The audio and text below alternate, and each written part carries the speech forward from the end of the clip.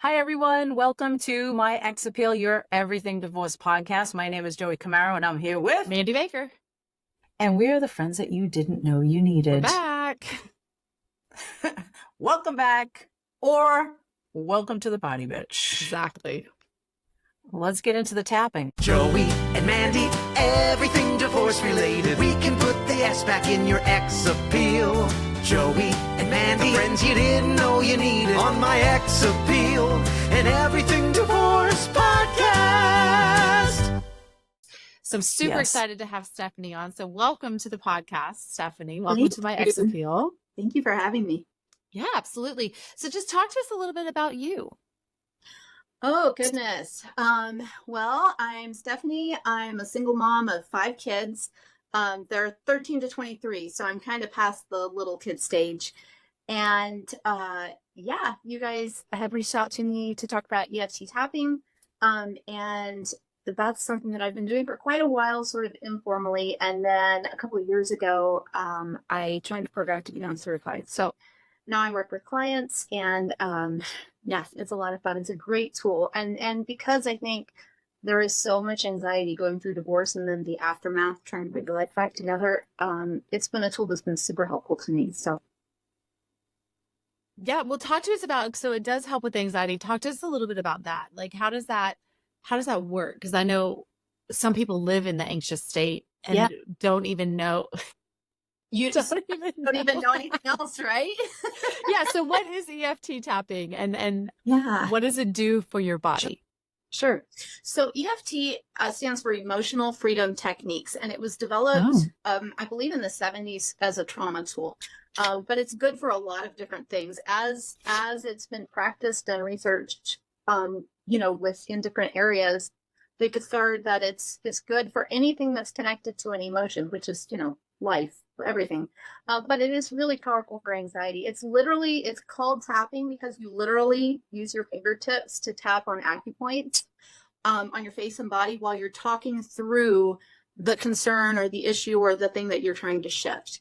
And it interrupts the fight or flight response. That's really how it helps with anxieties. It interrupts the fight or flight response, and it kind of helps get your thinking brain back online, because I'm sure we've all had the experience, especially going through a divorce, where I've talked to other women, and this was my experience too, where you're under so much stress that the brain fog is real. The anxiety is high, the brain fog is real. And so when you can bring down interrupt that fight or flight response and bring yourself back into a state of better regulation, then you can kind of get your thinking brain back online, and it can help you make better decisions too, which for me was a huge deal through my divorce.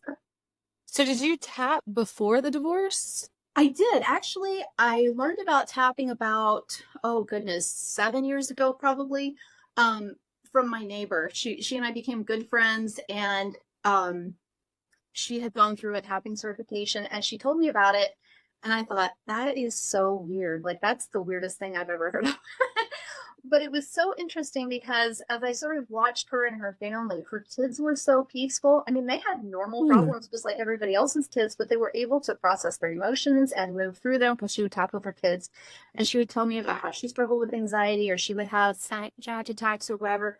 And she would use tapping to process them quickly. And I just saw that her family had an emotional stability that I wasn't seeing in a lot of other families. And so that kind of piqued my curiosity, and I started to follow her tapping teacher online, and I followed her for probably 4 or 5 years before I joined her certification program. Yeah. Yep. So it took me a long time to buy in. But I did start tapping once when my ex and I split. I started tapping just on my own without going through a program, because I was desperate. I think we reach for whatever is going to make us feel better at the time. And it was super helpful. So that was really what inspired me to want to get certified. That's really cool. And when were you divorced? When did that happen? My ex and I split 3.5 years ago. So the divorce was final about 2.5 years ago. So you still had that. I mean, your kids were kind of still, that's a big range anyway, but your kids were just a little bit older, but that's sometimes, we were talking about this yesterday, sometimes that's harder when your kids are older to go through a divorce. I would guess so. I mean, obviously I didn't go through it when mine were really tiny, but I do think so. It probably is in a way, because you have bigger feelings, then they're, it's a different situation. They have more of a social life and more, it impacts their day to day more. And Right. ended up moving, which made a big difference for them. My youngest was 9, and he was. My older kids are kind of too cool to try EFT with me, but they'll tell me though. They're like, "Mom, you really need to tap." Like if they see that I'm getting anxious, they'll tell me. Oh, that really? I need to do it. Yeah. But my youngest son did. He did tap with me, and it helped him a lot because he went through some very challenging experiences through the divorce that caused a lot of anxiety in him. And so that's the other thing that really sold me on EFT is seeing how much of a difference it made for him. He had a lot of sleep issues and a lot of anxiety around going to bed. And so yeah, he would let me tap with him at night and he would just melt. It would be like he'd all be all revved up and like kids get, they have a hard time going to sleep, and he would just he'd dredge off right in the middle of it. Wow, that's amazing. Oh, that's so interesting. When you teach somebody to tap, so let's say your son, so he's able to do it now without you, or do you have to guide him through it now? I guide him. He's not, he could do it on his own. He just usually doesn't. He'll let me do it occasionally now. He's 13 now. So he's really too old for mom at this point. But right. But yeah, sometimes when he gets really anxious about something, he'll still let me tap with him, and I usually guide him through it. And I'll tell him too, like when he's away, when he's at his dad's or wherever he is, now that he's getting older, when you feel that stuff coming up, you can just go in your room and tap. And so he has it in his toolbox when he wants to use it. And is it something that they can do at school too? Or is it something that they're a little, because I have a 13-year-old as well. Mm-hmm. And so I can imagine because I'm obviously going to introduce him to this because it could totally help. But is it something that he could do at school? Because middle school is such a hard age where you do anything differently and you're a bullseye for a target, right? They could, I guess. I think that one thing that I learned, this is something that I learned from my tapping teacher, and I'll just jump right into it, is that a discreet way to tap, I'll show you the other tapping sequence, like the traditional tapping sequence, but so if you just tap on the corners, like the corner of your nail bed, like this, and just kind of filter through your fingers, you can even do that under a desk or under a table. I saw a video where Harry Styles was tapping on his fingertips during a concert, and they were like, "Well, look, he's tapping," but he was just tapping through his corner of his nail bed like this, and it just kind of a calming thing for your nervous system. So that's a good thing that's neat for more discreet tapping if they don't want to draw attention to themselves. I gotta tap through the press on nails though, so I gotta do it heavier tap. Oh, me too. Okay. All right. So it can be done. Oh yeah. It's just like on the side, kind of on the side of your nail. Okay. I like it. Well, that's all nails. Listen, Stephanie, I am excited to learn this because having anxiety, and I think both my kids have anxiety. Like we come from a family of anxious people, and I will try anything. And what resonated was when you said kind of it brings you back a little bit, because sometimes when you're having a panic attack, you feel like you're levitating outside your body and you're thinking to yourself, why can't I stop this? My brain is saying stop it, but whatever else is happening just keeps with the panic attack. And I'm like, stop doing this. So does that bring you, like when that's happening and you're fighting in your brain, I would imagine this brings you back down to earth almost? Yes. Yeah, absolutely it does. It's a very grounding practice, and it really brings you back into your body. Exactly like you said, that floaty, anxious feeling, that sort of disembodied feeling that you can get when you're anxious. It's helped me a lot with that for sure. Yeah. Okay. Awesome. All right. Well, teach us. Mandy, you ready? I'm ready. Okay. Teach us. I am. I'm ready. I'm ready. You guys are easy. This is an easy interview. Well, do you guys want me to just maybe lead us through? You want me to lead you through a short practice so you can kind of get a feel for what it's like? Absolutely. We're ready.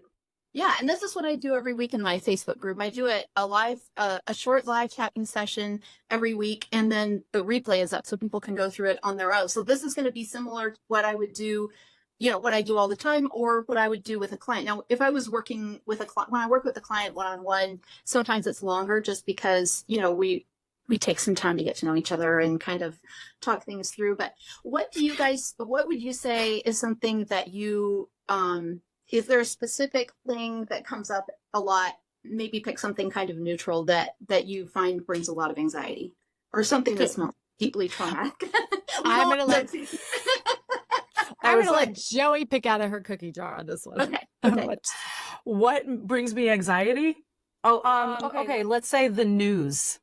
Oh, that's a great one. Okay, that's a good one.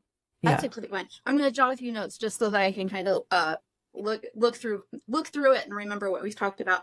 So the news, and what do you think specifically about the news brings anxiety? All the bad news. So probably like mostly world events, because local news doesn't bring me a lot of anxiety, but world events and sometimes weather events. Oh, you see the devastation in weather. Mm-hmm. Yeah. And what comes up for you when you hear those things? I mean, you feel anxiety, but what do you feel like might be underneath it? What story that you tell yourself, or the thoughts that pop up when you're Girl, do we want to get into this? I can keep it super general. I almost feel like, because I work on this in therapy too, I feel like it's going to happen right outside my window. All the stuff that I see in the world is now going to be in my neighborhood. Yeah. Even though it's nowhere near me, it feels so close to me. Oh, this is great, because this is something people struggle with all the time. I mean, this is a conversation, I deal with it too, and this is a conversation that I have a lot with other people, so it's super common. I think this is a perfect topic. This is great. Okay. That's one of many. Oh, girl, I hear you. I think when you struggle with anxiety, that those things just pop up. It's like dandelions, it's just, there's something. Yeah, it's almost like it doesn't happen to me, but I get the PTSD, and then I become the victims that I'm watching, and I immediately assume that I'm next. So if there's a shooting, I immediately think next time I go to Target, it's 100% happening to me, and I'm watching every single person. Mandy, it's not easy being me. No, I was right, Mandy? Say, well, no, I was listening to you because I'm like, do I have that? I have that with human trafficking. Yeah. Oh, me too. Same thing. That's Everything. the one that I get worried about the most. It's like, oh, be nice, be a good human being. Don't talk to that old lady who just dropped her credit card. She's going to steal you. But that's all comes from the news and or social media, which is kind of the same thing where you're getting news from. Do you guys feel like that hypervigilance is greater when you've been through a divorce and you kind of feel like it's all on you? Oh, absolutely. Oh, I'm sure that's the trauma behind a lot of it. Yeah. I mean, for me, it was feeling as if the drones were following me, and everything that was happening was going to happen to me, and I had to So absolutely. Yeah, well, it's a lot of responsibility. Like when you switched from, even if, I don't know what your situation is, but even if you have 50-50 or, shared custody of some sort, when you're on, you have to be 100% on, and it's all on you. And that can really ramp up the stress and anxiety. So yeah, I think absolutely. Yeah. Well, okay, so I'm just going to ask you guys if you could give that anxiety a number right now on a scale of 0 to 10, what would you say it is? For me, the human trafficking is like an 8 or a 9. I live on a 9 or a 10. Yeah. Okay. A lot of people do. Yeah. And can you discern where it is in your body? Mine's my face. Mine's my gut. Oh, that's from a good here one down. too. Yeah. Mine's mostly like up through my face, heat all the time. No, mine's the ability, I can't eat. I wish I had that kind of. If you have to have something, maybe that wouldn't be so bad. Damn it. Why didn't I get that one? Oh. Well, this is going to be super easy. So tapping is just like a game of sign and says. You do what I do and say what I say. So you don't have to come up with anything on your own. You might feel, as you move through it, you might feel it's a release of some sort. You might feel, sigh, or you might just feel kind of a settling in your body, and all that's super normal. Okay. And so we begin by tapping on the side of the hand. Can you see? There's a glare on my screen. That's okay. Okay. You can see. And if you would like to repeat after me, you're welcome to. You don't have to. Whatever you think is the best format for this. So if I was working with a client, or then I would typically have them repeat after me. And we begin by saying, even though I have all this anxiety. Even though I have all this anxiety. We can say it, Mandy. Yeah, We'll that's say it fine. together. I'm gonna say it. That's great. Go for it. I love and accept myself anyway. I love and accept myself anyway. Anyway. And even though I have all this anxiety in my body. And even though I have all this anxiety in my body. Filling in the church. I deeply and completely love and accept myself. I deeply and completely accept and love myself. Or did I just make that up? That's what you can't mess this up. There's no way to mess it up. So Mandy, you talk. I'll stay. Now she's going to have anxiety about this. Oh, no, we don't want that. You're fine. All right, let's keep going. Even though the news brings me so much anxiety. Joey, you need to say it too. Even though the news brings me so much anxiety. I love and accept myself anyway. I love and accept myself anyway. Right, let's go to the top of the head. We're going to start at the top of the head, and we're going to move through these acupoints. So you just do what I do and say what I say. Okay, all this anxiety. All this anxiety. Eyebrow point, which is right here on the inside of the eyebrow. All this anxiety. All this anxiety. Side of the eye, right on the outside of your eyebrow. All this anxiety that I'm feeling in my body. All this anxiety that I'm feeling in my body. Under the eye.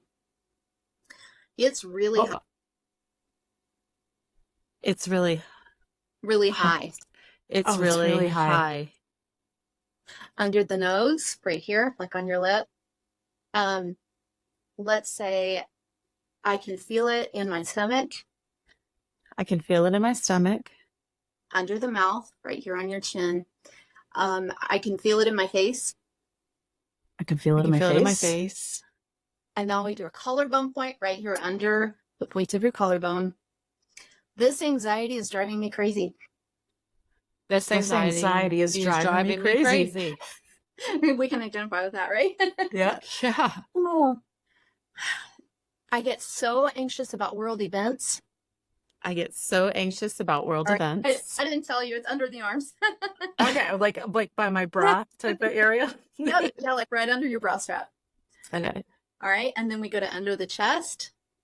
And if any of these are too tender or not comfortable, just skip them. That you can't, like I said, you can't get it wrong. There were some that I didn't like at first. So, okay. And I feel like I'm next. And I feel like I'm next. Okay, now we tap our wrists together. All this anxiety. All this anxiety. Top of the head. I don't like the way this feels. I don't like the way this feels. Eyebrow point again. And I really would like to let this go. And I really would like to let this go. Okay, let's pause there. Good job. Good job. That's crazy. Take a breath and check in with yourself and see where do you think your number is now? For me, it's lower. Yeah, it's definitely lower. Because ironically enough, when we were talking about what we were going to do, my anxiety immediately started building up, just talking about what we were going to do. Yeah. So, but by the time we got down to like the chest and the bra strap thing, it started feeling like relief. It works pretty fast. It really does pretty fast. And honestly, even if you just tap through the points without saying anything, like even if you don't know what to say, if you just tap through the points, that alone will be calming. And you don't have to believe it'll work. Interesting. Yeah. So when you have a session, like you said, you do the Facebook one, it's kind of like just a generalized guided session, but then when you do one-on-one session, so you're asking what the anxiety is, and that's what you're working into what you were just saying, because it's personalized every time. It's not like you're just like coming and tapping your face for no reason. Well, and in my Facebook group, or when I'm doing something with a larger group, it's a little bit more, it's a lot more general. We call it global tapping, because you kind of have to do it to a little bit more. Yeah, I mean, it has to be a little bit more general. But yes, when I'm working with people one-on-one, we can get really specific and find out, ultimately, as we work through the process of tapping, find out what are the thoughts and the subconscious beliefs and the stories that are underneath this, because we all have them. They come from our childhood or from other experiences that we've had throughout our lives. And we can probably go back for a lot of the anxieties that we struggle with. We can probably go back to a time when that kind of became real for us. And so we're able to kind of get in there and work with the subconscious to rewire those beliefs. And that's really the power of tapping. Oh, wow. Okay. So, and it also felt too, like, not only just the touch, but it almost felt like we were acknowledging what it was that was, scaring us or giving us anxiety. And it seemed like some affirmations were thrown in there as well. So it's like a little bit of everything. Well, yeah. And if we were to go, like if I was working with you as a one-on-one client, or even sometimes in my group work, we continue to sort of go through it. When you come down, when your number begins to come down and you start regulating a little bit, then you can begin introducing the language of possibility. And because your brain is ready for new ideas, when you're under a lot of anxiety and your brain is freaking out, we're a lot of times closed off to new ideas or other possibilities. Like, maybe somebody's not going to snatch my kid at Walmart, but it doesn't feel like that when you're in that really heightened state. And so that helps us to bring it down and begin to introduce new ideas and, new possibilities. And then the way I've been trained to do it is that as it progresses, we usually finish with affirmations to rewire those neural pathways with new thoughts. So, wow. That's amazing. Yeah. Imagine when we first moved in, like, to your apartment, right? Like, remember those days? Like, I was scared. It was just me and my kids. I lived with a man for so long, and then it was just us. That was scary nights. Thinking very scary nights. Yeah. So this would be like good for that too. And I was just thinking, how many people, because I'm sure you do work with women that go through divorce, how many people break down when you have them say, I love and accept myself? Because how often when you go through divorce, because I almost did, I was like, I can't remember the last time I told myself that. Well, and honestly, and I probably should have checked with you guys before we started, because there are some people who cannot say it. Like, we have to kind of back it up and try something a little bit softer. Because yes, especially I think when you go through a divorce, depending on your situation, it can really knock your self-worth, depending on what the situation was in your marriage or your whole life. And so sometimes we have to work up to that, because that can be a really hard thing for some people to say. And so how do you, how do you work up to that? Because I can also see myself with my child working through this and not having him be able to say it. And good question. Because they carry a lot of guilt that they shouldn't carry. Yes. We just choose, what I try to do with clients that have a difficult time with that is we choose a different phrase that still tells our brain that we're in a state of acceptance. We'll either just say, I accept myself, or one that I've used is, I choose to care for myself today. Something that's just a little bit, it's kind of a bold thing to say that you love yourself and you accept yourself. That's something that's really difficult for a lot of people. Yeah. To me, it's very dramatic. You're right. I'm not a very dramatic person, but that seems so dramatic.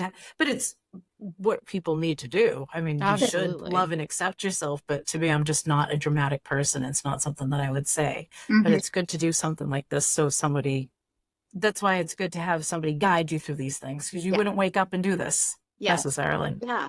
Yeah, absolutely. And it's just a different tool and a different way of signaling safety to your brain and your nervous system, and putting those good thoughts in, rewiring your brain around these things that, because divorce is brutal.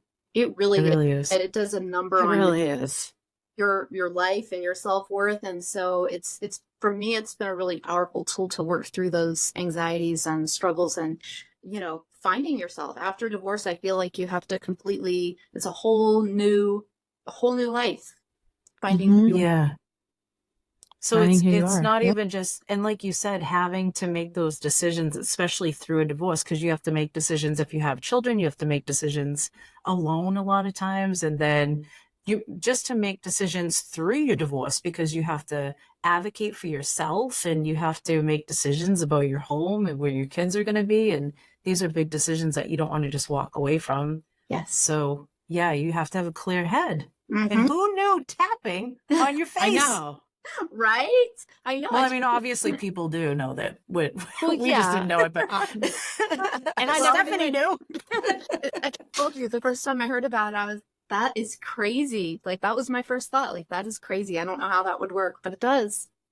Yeah, it's like amazing. magic. It really is. Well, I'm glad that you came here, Stephanie, because we've only been talking for a short period of time, and I just learned a ton, and I'm into it because I I hate am having too. anxiety. Yes.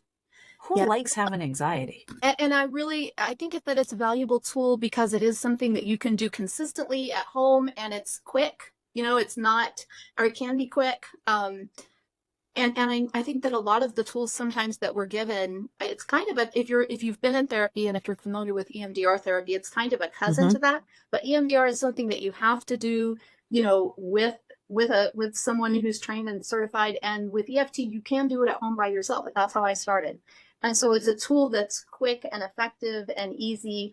And, I am a huge fan of therapy, but sometimes we don't always have immediate access to that. We don't, whether it's lack of resources or, just time or going through a divorce, that can be difficult. So Yeah. I'm also Yeah. all having tools that we can do on our own at home. Absolutely. So speaking of that, so let's just say I'm listening right now or watching right now and I'm going through a divorce or had just gone through a divorce, and I'm sitting here thinking, I have all this anxiety. What could I do? What's the best thing that I could do right now? Should I reach out to somebody and find somebody, or should I just do what you just said and just hit those points right now and just try to calm down right now? What's the best thing someone can do? I think it's always good if you can grab it in the moment. There's a lot on YouTube. Of course, I have free stuff. My tapping teacher has a lot of free stuff on YouTube. And so there are a lot of resources that, if you're not sure how to go through it, or if you're not sure what to say, and feel free to reach out to me too, because I love talking to people about this, and I'm happy to chat with people. But I think, just go for it in the moment. You can't mess it up. There's nothing that you can do to mess it up, and it's a very gentle tool, so you're not going to cause any harm or damage. There's nothing that you can do. A lot of times people do find that if they get super stuck in something, that it can be super helpful to work with a practitioner. I had been doing it on my own for quite a while, and I hit some things that I was in therapy for, and that wasn't really budging it. And I worked with an EFT practitioner, and that was something that really shifted it at a deep level for me. So sometimes working with a practitioner can be really helpful when you're stuck. Yeah. So so your Facebook group, because that's a good point that you brought up, that, YouTube and your Facebook group. Where is your Facebook group? What's it under? What's the name of it? My Facebook group is Stephanie Stevens EFT. Okay. And you just send a join request, and then I approve all of them, unless they We'll put that in the show notes. Yeah. They're trying to sell you a pair of sunglasses or something. Right. They always get those. Okay. And then you have videos on YouTube? I do not. No, I don't have YouTube yet. Oh, okay. I'm So on Facebook is probably easy for Facebook is people to easy. find that group. Yep. Yeah. And then all of my other stuff, I will link in my Facebook group or mention in my Facebook group. So yeah, that's a good place for people to get started. And when I was going through my divorce, I went through times where I had no resources for, to hire anybody. And so I relied a lot on those free groups and free, whatever people put out there that was free. So I love doing that in that group. And then, as my resources grew, then I was able to hire coaches and people that helped me a lot. But I think for women going through a divorce, a lot of times something that you can grab quickly and use right away that you don't have to put even more money on is helpful. Right. Yeah. That's the biggest thing, is they're already strapped for money. And if they could just get over that hump just for that one thing in a free Facebook group, why not just try it and just see? Yeah, You got absolutely. to try at least. Yep.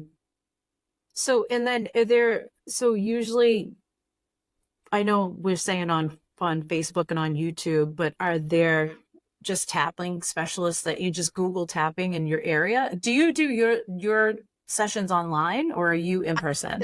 I do them online. I have done Okay.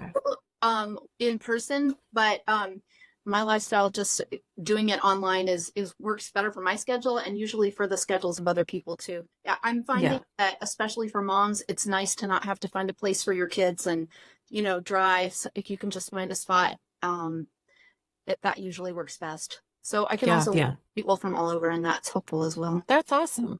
Yeah, I love online. I I do mean, I love too. human It's- interaction, but I like my therapy sessions never went back to in person. I was like, hallelujah. I Yeah, love telehealth. It's so yeah, much easier. yeah. It Yeah, is easy, so much easier. No traffic. right? So, and how long are your sessions usually with clients? Sessions are usually anywhere from 40 to 90 minutes. And the reason Wow. for that is Oh, because we usually spend a little time at the beginning talking about what we want to work on. And then we can go through a number of the rounds like I did with you guys. There are actually 3 parts to a complete round. And so we can kind of go through those as many times as we need to. And but sometimes it takes a little bit to work through that. So we'll tap for a little while and then we'll talk about what came up. One of the most interesting things to me about tapping is that as you begin to work with your subconscious in that way, a lot of times you're going to have thoughts or memories, or even, if your brain will give you, I don't know if you guys have ever had this experience, but sometimes your brain gives you a picture of something that helps you understand. And sometimes we just remember where things came from. Sometimes when you're working with if you're working with anxiety, sometimes you'll remember what originally triggered that anxiety, and then we can work with that. So it can take a little while. But yeah, so usually 40 to 90 minutes is my frame. Never more. oh wow. Never more than that. Well, I can see where Yeah. that's EMDR's cousin then, Mm-hmm. by getting to the root of the anxiety Yeah. and working through it that way. Wow. It's Okay. so So interesting to me. it's so interesting. So you do basically what you did with us, where you kind of just you start off with what's really bothering you right now, and then you work on that, and then see what comes up from that, and then you just keep going from there. Is that because otherwise, well, do people come in and they're like, I don't know I have no idea what's bothering me. Yeah, and that's why I think it's valuable to have some time at the beginning to sort of get to know each other and develop some rapport, because I think sometimes people don't know, or you'll think it's one thing, and it turns out to be something else. Going through big experiences like divorce, you have a lot of grief sometimes, and there are all kinds of emotions under that. You've got anger, you've got confusion, you've got all of these other things that are underneath. And so, yeah, we usually work with the emotion that's the highest, and that can change depending on the day or even throughout the session. Yeah, That because makes sense. sometimes anxiety is so bizarre where you're just walking down the street and you just get hit in the face with a panic attack and you're like, I didn't even what? I didn't even say anything or do anything. Why did that just happen? Yes. So sometimes it's hard to pinpoint what you're afraid of. But then So- you can just, now But- you've but got the having- tool. Yeah, because now when I talk to my therapist, we've been together for so long that he almost kind of just knows what to talk about. So how's this going? How'd you feel about that type of thing? So yeah, it probably is good to build a rapport with one person. I love it. I do too. And I love that now everybody has a place to go. Yes. And it's Stephanie to go to. Well, I'm excited, and I appreciate you guys having me, because I love Absolutely. working with women after going through that big, transition myself. I love working with women, and I really get excited about helping women sort of in the rebuilding process afterwards. I think that sometimes we kind of get stuck in all the hard stuff, and there's so much good on the other side. Yeah. There is, and it's getting through it to see it. And will definitely help you see Yeah. that it's not always going to be this way. Yeah. Absolutely. At Yeah. the time, it doesn't feel like that, though. At the time, you're like, it's always going to be terrible. I just know it. Yeah. The divorce police are going to jump out of the sky. It's going to be bad forever. Right. That's what you feel like. Tap on my head, and now I know I'm okay. There you go. That's my motto in life. Yeah. Okay. So, all right. So Joey. we're going to send people to your Facebook. What about Instagram? You have Instagram? Yep, I'm on Instagram. I'm not as active on Instagram, but that's also Stephanie Stevens EFT. Okay. Okay. And then I'm also on TikTok, and that is my handle there is at stephanie.b.stevens. Okay. I should probably Okay. change them so they're all the same, but anyway, that's how it's Whatever. You can't have everything. You know what I mean? That's right. Section right. Exactly. Yeah. Because I always say we want people to slip into your DMs, like the kids say. Yep. I say it every time. I love talking to. My favorite thing is when people reach out to me and getting to have those conversations. It's so much fun. Yeah, because if they can reach out one way, then I mean, at least you can talk to somebody and start a conversation somewhere. 100%. Yeah, and know that you're not alone. Yes. Yeah. And you're not the first person to go through it. Absolutely. Yeah. Yes. That's the worst about That's the anxiety worst. and divorce. You feel very alone no matter what. You know people are going through it, but it's still very lonely. Yep. Yeah. And scary. It's awful. Well, I am happy that you were here. I'm sure Mandy I am is too. And that was fun. Yeah, that like was it's awesome. not it's not like fun, but it was fun. You know what I'm saying? Well, hey, anytime you can bring some anxiety down, that may not fall into the category of fun, but it feels better, right? Yeah. Yeah. The aftermath I is find it better 'cause fun. you're a little lighter. Yeah. Maybe I'll sleep tonight. Good. I hope so. Oh, I hope so too, Joey. I'll let you guys know tomorrow Okay. if I slept. So, Stephanie, hope we're going to put all this stuff in the show notes so our listeners can find you. And I feel like they should. I feel like they should too, for I'm sure. the queen of anxiety. So, I would love that. That sounds great. Thank you so much. Awesome. all right. Well, thank you. I'm just going to, Mandy, would you like to add anything before we close up? No, just thank you for trusting us, Stephanie. I know it's really hard when a stranger reaches out and says, "Hey, I have this podcast. I don't know you. Can you be on it?" Hey, So- I listened to some of the episodes and I loved it, so I knew I was in good hands. Oh, okay, good. Good. Yay. All right. Perfect. Okay. Well, I'll close us out.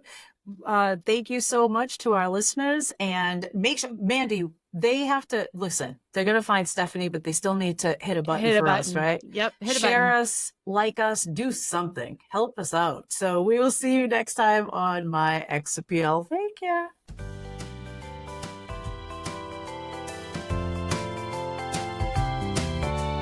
Thanks to our listeners, sponsors, and our lawyers on My Ex Appeal and Everything Divorce Podcast.